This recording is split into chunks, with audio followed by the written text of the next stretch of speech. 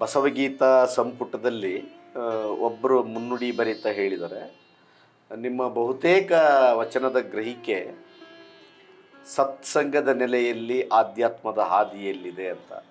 ಬಹುಶಃ ನನಗೂ ಕೂಡ ಹಾಗೆ ಅನಿಸುತ್ತೆ. ಇದಿಷ್ಟೇ ಸಾಕ ಅಂತ ಹಾಗಾದರೆ? ಅಲ್ಲ, ಇದು ಯಾಕೆ ಅಂದರೆ ಇನ್ನು ಬೇರೆ ಬೇರೆ ಇದೆ, ಅದೆಲ್ಲ ಮಾಡಬೇಕಲ್ಲ ಮನುಷ್ಯ ಅಂತೇಳಿ ನೀವು ಏನು ಮಾಡ್ತೀರಿ ಹೇಳ್ರಿ?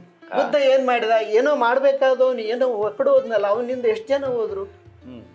ಅವನಂತೆ ಯಾಕೆ ಆಗಲಿಲ್ಲ? ಇಲ್ಲಿ ಮನಸ್ಸಿನ ಕೆಲಸ ಏನಂದ್ರೆ, ಬುದ್ಧನ ವೇಷ ಹಾಕೊಂಡ್ಮೇಲೆ ಬುದ್ಧ ಆಗೋದಿಲ್ಲ. ಇಲ್ಲಿ ಗುರುವಾಗಬೇಕಂತ ವೇಷ ಹಾಕ್ಕೊಳ್ಳೋರು ಭಾಳ ಜನ ಅದಾರೆ. ಅರಿವಾಗಬೇಕು, ನಾನು ಅರಿವಾಗೋದಕ್ಕೆ ನಾ ಏನು ಮಾಡಬೇಕು ಅಂತ ಅನ್ನೋ ಕೆಲಸಗಳಿಲ್ಲ. ಇಲ್ಲಿ ನಮ್ಮ ಮಂತ್ರಿ ಮಂಡಲ ಆಗಿರುವಲ್ಬೇಕಾ, ಶಾಸಕರಾಗಿರುವಲ್ಬೇಕಾ, ನಮ್ಮನ್ನು ಪಾಲನೆ ಮಾಡೋ ಸರ್ಕಾರ ಆಗಿರುವಲ್ಬೇಕಾ, ಆಲೋಚನೆಯಲ್ಲಿ ತೊಡಗಿ ಅತ್ಯಂತ ಈ ದೇಹದ ಶಿಕ್ಷಣ ದೇಹದಲ್ಲೇ ಇದೆ. ಅದನ್ನು ತರೋದಕ್ಕೆ ಉಪನಿಷತ್ತುಗಳು ಇಟ್ಟುಕೊಂಡು, ಇವತ್ತು ಉಪನಿಷತ್ತು ಒಬ್ಬರು ಗುತ್ತಿಗೆ ಆದರೆ ಹೆಂಗ?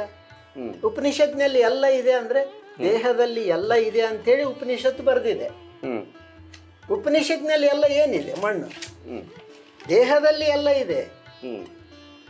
ದೇಹದಲ್ಲಿ ಎಲ್ಲ ಇದ್ದದ್ದನ್ನು ಶರಣರು ಹೇಳ್ತಾರೆ. ಅಲ್ಲಮಪ್ರಭು ಹೇಳ್ತಾರೆ ನೋಡ್ರಿ, ನಿತ್ಯ ನಿರಂಜನ ತಾನೆಂದರಿಯದೆ ತತ್ವಮಸಿ ಎಂದು ಹೊರಗನೆ ಹಾಡಿ ಸತ್ತಿತ್ತಲ್ಲ ಜಗವೆಲ್ಲ ನಾಯಿ ಸಾವ ತಮ್ಮ ತಾವರಿಯದೆ ಸತ್ತವರ ಪತ್ರ ಓದಿದಡೆ ಎತ್ತಣ ಮುಕ್ತಿ ಗುಹೇಶ್ವರ. ಏನು ಹೇಳಿದ್ರು ಅವರು? ನಿತ್ಯ ನಿರಂಜನ ನೀನೇ ಇದ್ದೀಯ. ನೀನಿದ್ದು ವೇದಿಕೆ ಮೇಲೆ ಹೋಗಿ ತತ್ವಮಸಿ ಅಂತ ಹೇಳಿದರೆ, ತತ್ವಮಸಿ ಅಂತ ಯಾಕೆ ಹೇಳ್ತೀಯ? ತತ್ವನೇ ನೀನಿದ್ದೀಯ, ಅದನ್ನು ನೀನು ತಿಳಿ.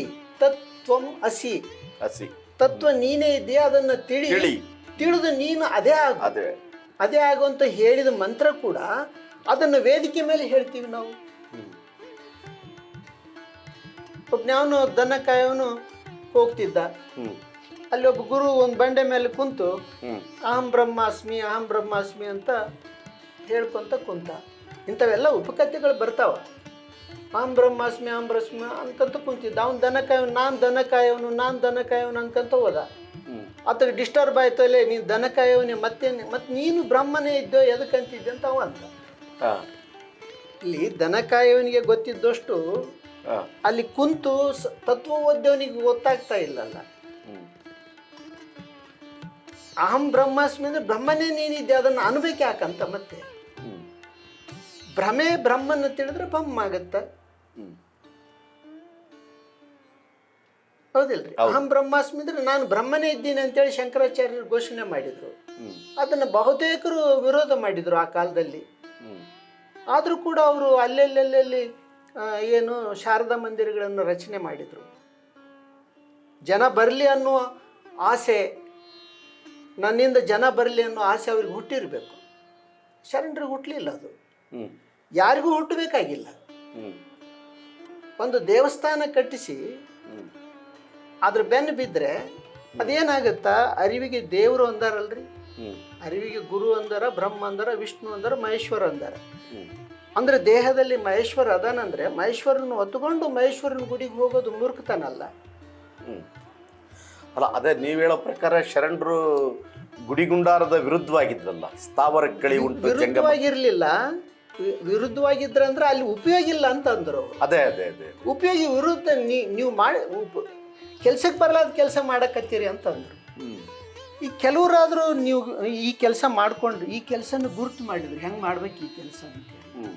ಈ ಕೆಲಸನ ಗುರುತು ಮಾಡಿದ್ರು. ಅವರಿಗೆ ಅರಿವಾದಾಗ ಅವರು ಅಲ್ಲಿ ತಮ್ಮ ಜಾತಿ ಕಳ್ಕೊಂಡ್ರು, ಮತ ಕಳ್ಕೊಂಡ್ರು, ತಾವು ಮಾಡೋ ಕಾಯಕ ಕಳ್ಕೊಂಡ್ರು ಶರಣರು. ಹೌದು. ಮತ್ತು ಈಗ ಪುಣ್ಯ ಸ್ತ್ರೀಯರಂತಿದ್ರು, ಹೌದು, ಅವರೆಲ್ಲ ಪುಣ್ಯ ಸ್ತ್ರೀಯರಾದರು. ಇಲ್ಲೇನು ಶೀಲ ಕಳ್ಕೊಳ್ಳೋದು ಏನಿದೆ ಇದರಲ್ಲಿ? ಮನಸ್ಸು ಶೀಲ ಕಳ್ಕೊಂಡಿತ್ತು, ಇಲ್ಲೇ ಮನಸ್ಸು ಆದ್ರ ಮಾಡ್ತಿದೆ. ಅಲ್ಲಿ ಮನಸ್ಸೇ ಶಿವೆ ಆಗಬೇಕು, ಅರಿವೇ ಶಿವ. ಶಿವೆಯರು ವಾಸ ಮಾಡಿದ ಕಾಯ ಕೈಲಾಸ. ಇಲ್ಲಿ ಮನಸ್ಸು ಇದೆ, ಅರಿವು ಇದೆ. ಮನಸ್ಸು ಹಾದ್ರ ಮಾಡ್ತದೆ. ಹಾದ್ರ ಮಾಡಬಾರ್ದು ಅಂಥೇಳಿ ಶಿವ ಅದ್ರ ಬೆನ್ನು ಹತ್ತೇನ ಸಾವಿರಾರು ಕೋಟಿಗಟ್ಟಲೆ ಹಾದ್ರ ಮಾಡ್ತದೆ. ಅದು ಹಾದ್ರ ಮಾಡ್ತದಲ್ರಿ.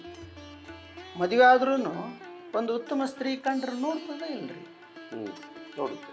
ನೋಡ್ತದಲ್ಲ. ಮೋಹ. ಮೋಹ. ಅದೇನಾದರೂ ಸತ್ಯ ಹೇಳಲಿಕ್ಕೆ ಸಾಧ್ಯ ಆಗುತ್ತೇನೋ? ಯಾರ ಮುಂದಾದರೂ ನಾನು ಹೆಂಗೆ ನೋಡಿದೆ, ಏನು ಮಾಡಿದೆ ಅಂತೇಳಿ. ಹಾಗೆ ಹಾದ್ರೆ ಮಾಡುವ ಮನಸ್ಸಿನ ಎಲ್ಲ ಹಾದ್ರೆಗಳು ಅರಿವಿಗೆ ಗೊತ್ತಿದೆ. ಆ ಅರಿವು ಮನಸ್ಸಿನ ಬೆನ್ನು ಹತ್ತಿದೆ. ನೀನು 1000 ಲಕ್ಷ ಕೋಟಿಗಟ್ಟಲೆ ಹಾದ್ರೆ ಮಾಡು, ಒಂದು ಸಲ ನನ್ನ ಕಡೆ ನೋಡು, ನೀನೆಲ್ಲ ಹಾದ್ರೆ ಮುಕ್ತ ಮಾಡಿಕೊಂಡು ನನ್ನ ಸತಿನ ಮಾಡ್ಕೊತೀನಿ ಅಂತೇಳಿ. ಇವೆಲ್ಲ ಪುರಾಣದ ಕಥೆಗಳು. ಪುರಾಣ ಕೂಡ ಎಷ್ಟು ಚಂದ ಬರೆದಾರೆ ನಮ್ಮಲ್ಲಿ ಅಂದರೆ, ನಮಗೆ ಓದೋದಕ್ಕೆ ಇದು ಒಂದು ಗೊತ್ತಾದರೆ ನಮಗೆಲ್ಲ ಗೊತ್ತಾಗ್ತದೆ. ಯಾವ್ದು ಗೊತ್ತಾದರೆ? ಅರಿವು ಅಂದರೆ ಏನು ಅನ್ನೋದು ನನಗೆ ಗೊತ್ತಾಯಿತು ಅಂದರೆ, ಅರಿವು ನನ್ನಲ್ಲಿ ಹೆಂಗೆ ಕೆಲಸ ಮಾಡ್ತದಂತ ನನಗೆ ಗೊತ್ತಾದರೆ ನಮಗೆಲ್ಲ ಪುರಾಣ ಓದಕ್ಕೆ ಬರ್ತದೆ, ಬೈಬಲ್ ಓದಕ್ಕೆ ಬರ್ತದೆ, ಭಗವದ್ಗೀತೆ ಓದಕ್ಕೆ ಬರ್ತದೆ. ಅಂದರೆ ಆ ಅರಿವಿಗೆ ವಚನಗಳೇ ಆಧಾರನ? ಹಾಗಾದರೆ ಅರಿವಿಗೆ ಅದು ಸೂತ್ರ ರೀ. ಅರಿವಿಗೆ ಹೋಗ್ಲಿಕ್ಕೆ ಸೂತ್ರ, ಅರಿವೇ ಅವಲ್ಲ. ಈಗ ನಾವು ಬೆಂಗಳೂರಿಗೆ ಬರಬೇಕಾದ್ರೆ ಕೈ ಮರ ನೋಡ್ಕೊಂತ ಹೋಗ್ತೀವಿ. ಅರಿವು ಅಂತ ಗೊತ್ತಾಗೋದಿಕ್ಕೆ ಒಂದು ಸಾಧನ ಬೇಕಲ್ಲ? ಇಲ್ಲಿ ದೇಹನೇ ಇದೆಯಲ್ಲ ಸಾಧನ. ಮತ್ತೇನು ಸಾಧನ ತಗೊಂತೀರಿ? ಅದು ಸಾಧನ ಮಾಡಿದ್ದೆಲ್ಲ ಸುಳ್ಳಾಗ್ಬಿಟ್ಟವಲ್ರಿ. ಅಂದರೆ ನಾವು ವಚನಗಳಿದಾವಲ್ಲ, ಅವು ಸಾಧನ ಅಂತ ತಿಳ್ಕೊಂಡಿದ್ದೀವಿ. ಅವು ಅಲ್ರಿ ಸಾಧನ. ಈಗ ವಚನ ಹೇಳ್ಕೊಂತ ಹಂಗ ಉಳ್ದಾರಲ್ಲ, ಒಬ್ಬೊಬ್ರು ಸ್ವಾಮಿಯರಾಗ್ಯಾರ. ಸ್ವಾಮಿಯರಾಗಿ ಅವ್ರು ಏನು ಕೆಲಸ ಮಾಡಕತ್ಯಾರ? ಸರ್ಕಾರ ಮಾಡೋ ಕೆಲಸ ಮಾಡ್ತಾರೆ. ಸ್ವಾಮಿಯರು ಮಾಡೋ ಕೆಲಸ ಅಲ್ಲಲ್ಲ. ಸ್ವಾಮಿಯರು ಏನು ಮಾಡ್ಬೇಕು ಹೇಗಾದ್ರೆ? ಸ್ವಾಮಿಯರು ಅರಿವು ಹೆಂಗದ, ಮನಸ್ಸು ಹೆಂಗದ, ದೇಹ ಹೆಂಗದ, ಇಲ್ಲಿ ಯಾಕೆ ಅಸಂತೋಷ ಆಗ್ತದ? ನೀನು ಶಾಸಕ ಆದ್ರೂ ಸಮಾಧಾನದಿಂದ ಇಲ್ಲಲ್ಲ, ನೀನು ಮಂತ್ರಿ ಆದ್ರೂ ಸಮಾಧಾನದಿಂದ ಇಲ್ಲ, ನೀನು ಮುಖ್ಯಮಂತ್ರಿ ಆದ್ರೇನು, ಪ್ರಧಾನಿ ಆದ್ರೇನು, ನೀನು ಸಮಾಧಾನದಿಂದನೇ ಇಲ್ಲಲ್ಲ. ಏನಾದ್ರೂ ಸಮಾಧಾನ ಆಗ್ತಿದ್ದಿ? ನೀನು ಅರಿವಿಗೆ ಹೋದ್ರೆ, ನಿನ್ನ ಅರಿವು ನಿನಗೆ ಬಳಕೆ ಆದ್ರೆ ನೀನು ಸಮಾಧಾನದಿಂದ ಇರ್ತಿದ್ದಿ. ಅಂದ್ರೆ ಎಲ್ಲ ನೋಡಕ್ ಬರ್ತದೆ. ಮಾಯೆ ಸುತ್ತಿದೆ. ಹೌದು, ಮಾಯೆ. ಹೆಣ್ಣು ಮಾಯೆ ಎಂಬರು ಹೆಣ್ಣು ಮಾಯೆಯಲ್ಲ, ಒನ್ನು ಮಾಯೆ ಎಂಬರು ಒನ್ನು ಮಾಯೆಯಲ್ಲ, ಮಣ್ಣು ಮಾಯೆ ಎಂಬರು ಮಣ್ಣು ಮಾಯೆಯಲ್ಲ, ಮನದ ಮುಂದಣ ಆಸೆಯೇ ಮಾಯೆ. ಅಂದ್ರೆ ಆಶಯ ಜಂಜಡದಲ್ಲಿ ಎಲ್ಲರೂ ಬಿದ್ದಿದ್ದಾರೆ. ಈಗ ಅದನ್ನ ನಾವು ತಿಳ್ಕೊಬೇಕು ತಾನೆ. ಈ ವಚನ ಇಷ್ಟೇ ಅದಲ್ಲ, ಇಷ್ಟಿದ್ರೆ ಸಾಕು, ನಾವು ಕರೆಕ್ಟಾಗಿ ಅದ್ರ ಬೆನ್ನು ಬೀಳ್ತೀವಿ. ಅದ್ರ ಬೆನ್ನಲ್ಲಿ ಬಿದ್ದೀವಿ. ಈ ವಚನನ ಸಹಿತ ವೇದಿಕೆ ಮೇಲೆ ಹಾಡಿ ಹಿಂದಕ್ಕೆ ಬರ್ತೀವಿ. ಏನು ವಚನಕ್ಕೆ ಚಪ್ಪಾಳಿ ಹೊಡೆದ್ ನಾವು? ಅಲ್ಲ, ಅದಕ್ಕೆ ನನ್ನ ಪ್ರಶ್ನೆ ಏನಂದ್ರೆ, ಆರಂಭದಿಂದನೂ ನಿಮ್ಮನ್ನು ಇಲ್ಲಿವರೆಗೂ ಕೇಳ್ತಾ ಇರೋದು, ಒಂದು ಕಾರ್ಯಕಾರಣ ಸಂಬಂಧ ಅಂತ ಇದೆ ಇಲ್ಲಿ. ಈ ಕಾರ್ಯಕಾರಣ ಸಂಬಂಧ ಅನ್ನೋದು ಅನುಷ್ಠಾನ ಆಗದೆ ಇದ್ರೆ ವಚನ ಅನ್ನೋದು, ಅರಿವು ಅನ್ನೋದು, ತಿಳುವಳಿಕೆ ಅನ್ನೋದು, ವಿವೇಕ ಅನ್ನೋದು ಅದು ಹಾಗೆ ಉಳಿದು ಬಿಡುತ್ತಲ್ಲ. ಅದು ಅನುಷ್ಠಾನ ಆಗಬೇಕಲ್ಲ. ಅನುಷ್ಠಾನ ಆಗಬೇಕಾದ್ರೆ ಅದ್ರ ಬಗ್ಗೆ ನಾವು ಪ್ರಯತ್ನನೇ ಮಾಡಿಲ್ಲ. ಎಲ್ಲಿ ಮಾಡಿವ್ರಿ? ಹೇಗೆ ಮಾಡಬೇಕು ನಿಮ್ಮ ದೃಷ್ಟಿಯಲ್ಲಿ ಹೇಳಿ. ಇದು ಒಂದು ಶಿಕ್ಷಣ ರೀ. ಹೆಂಗೆ ಶರಣರು ಶಿಕ್ಷಣ ಅಂತೇಳಿ ಘೋಷಣೆ ಮಾಡಿದ್ರು. ಅಲ್ಲಿ ಸತ್ಸಂಗ ಮಾಡಿದ್ರು ದಿನ. ಮನಸ್ಸಂದ್ರೆ ಏನು? ಹೌದು. ಈ ಹಿಂದೆ ಇದು ನಾವು ಮಹಾಭಾರತ ಓದಿದ್ರು ಕೂಡ ಅದೇ ಬರ್ತದೆ, ನಮಗೆ ಗೊತ್ತಾಗ್ತದೆ. ಅಲ್ಲಿ ಪಾಂಡವರು 5 ಜನ, ಅಲ್ಲಿ ಮಹಿಳೆ ಒಬ್ಬಕ್ಕೆ, ಒಂದು ಹೆಣ್ಣಿಗೆ 5 ಜನ ಗಂಡ ಇದ್ದರು. ವ್ಯಾಸರು ಹಂಗೆ ಯಾಕೆ ಬರೆದ್ರು? ಈಗ ಬರ್ಬರ್ತಾ ಈ ಅದಕ್ಕಿಂತ ಮುಂಚೆ ಅವ್ರ ವಂಶದಲ್ಲೇ ನೋಡಿದ್ರೆ ಅವ್ರಿಗೆ ಮಕ್ಕಳಾಗದಿದ್ರೆ ಮತ್ತೊಬ್ಬರಿಂದ ಮಕ್ಕಳನ್ನ ಪಡಿತಾರ. ಇದೆಲ್ಲ ಇದೆ ಅಲ್ರಿ. ಬಹುಪತಿತ್ವ ಅಲ್ಲ, ಬಹುಪತಿತ್ವ ಅಲ್ಲ, ಒಂದು ಸಂತಾನ ಪಡೆಯುವ. ಅಂದ್ರೆ ಈಗ ಮಕ್ಕಳಾಗದಿದ್ರೆ ಗಂಡ ಇನ್ನೊಂದು ಮಾಡ್ಕೊಂತಾನೆ, ಮತ್ತೆ ಹೆಂಡತಿ ಇನ್ನೊಂದು ಮಾಡೋದಕ್ಕೆ ಬರೋದಿಲ್ಲೇನು? ಆ ವಿಚಾರ ಮಾಡ್ಬೇಕು ಬೇಡ? ಹೌದೌದು. ಸತಿಪತಿಗಳು ಒಂದೇ ಅಂದಮೇಲೆ ಮಕ್ಕಳಾಗದಿದ್ರೆ ಇನ್ನೊಂದು ಮಾಡ್ಕೊಂತಾನವ. ಅಂದ್ರೆ ಆ ಕಾಲದಲ್ಲಿ ಏನು ಮಾಡಿದ್ರು, ಮಕ್ಕಳಾಗದಿದ್ರೆ ನನಗೆ ಮಕ್ಕಳಾಗಿಲ್ಲ, ನೀನು ಉತ್ತಮರಿಂದ ಮಕ್ಕಳನ್ನ ಪಡೆಯುವಂತ ಅನ್ನೋದು ಮಹಾಭಾರತ ನಮ್ಗೆ ಹೇಳ್ಕೊಡ್ತದೆ.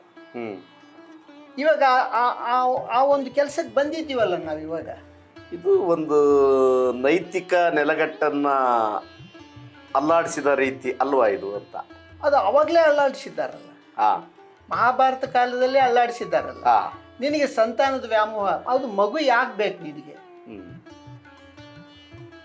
ಸಂತಾನಕ್ಕೆ ನಿನಗೆ ಉದ್ರೇಕ ಆದ್ರೂ ಯಾಕೆ ಆಗ್ತದಂತ ಪರೀಕ್ಷೆ ಮಾಡ್ಕೊಂಡಿಲ್ಲಲ್ಲ. ಸಂತಾನಕ್ಕಾಗಿ ಉದ್ರೇಕ ಆಗ್ತದೆ.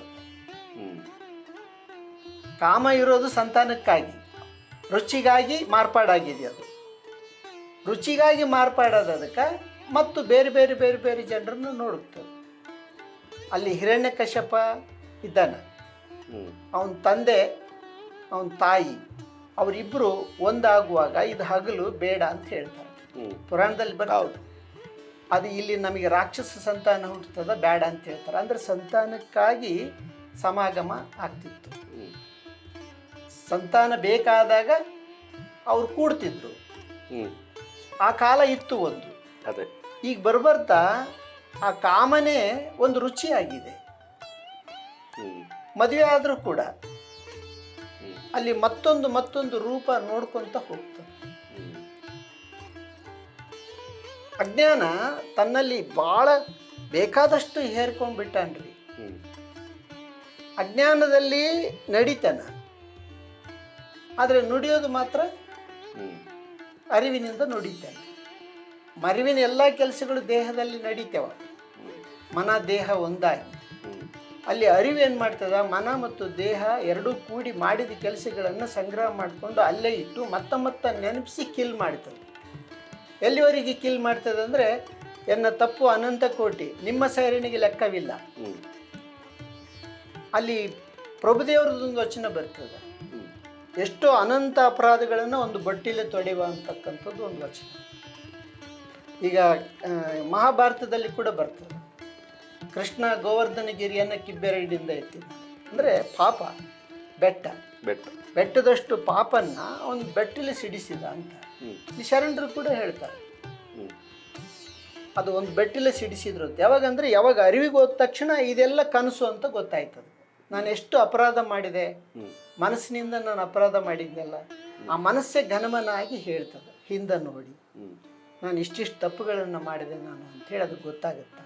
ಅಂದರೆ ಅದು ಆಗೋದ್ರಿಂದ ನೀವೇನು ಹೇಳ್ತೀರಿ ಅಂದರೆ ಲೋಕ ಏನು ಹೇಳ್ತಾರೆ, ಇದಾಯ್ತೇನು ಮುಗೀತೇನು ಅಂತ ಹೇಳ್ತೀವಿ.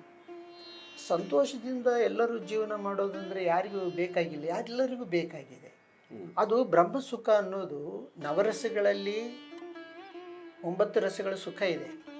ಆ ನವರಸಗಳನ್ನು ಕೊಂದು ಬ್ರಹ್ಮಸುಖ ದೇಹದಲ್ಲಿ ಬರ್ತದೆ. ಆ ಬ್ರಹ್ಮಸುಖ ಏನದಲ್ಲ, ನವರಸಗಳನ್ನು ಕೀಲ್ ಮಾಡ್ತಕ್ಕಂಥ ಶಕ್ತಿ ಅದಕ್ಕೆ. ಅದು ಬ್ರಹ್ಮರಸದ ರುಚಿನೇ ಬೇರೆ. ನಿಮ್ಮನ್ನು ಜಾತಿ ಮತ ಪಂಥದಿಂದ ನೋಡಲಿಲ್ಲ, ನಾನು ಹೆಂಗೆ ನೋಡ್ಕೊಂಡಿನೋ ನಿಮ್ಮನ್ನು ಹಂಗೆ ನೋಡೋದಂದ್ರೆ ಅದು ಸಂತೋಷದ ಕೆಲಸ ಅಲ್ಲ. ಹೌದಿಲ್ರಿ? ಆ ತತ್ವನೇ ಶರಣರ ಎಲ್ಲ ವಚನಗಳಲ್ಲಿ ಇದೆ.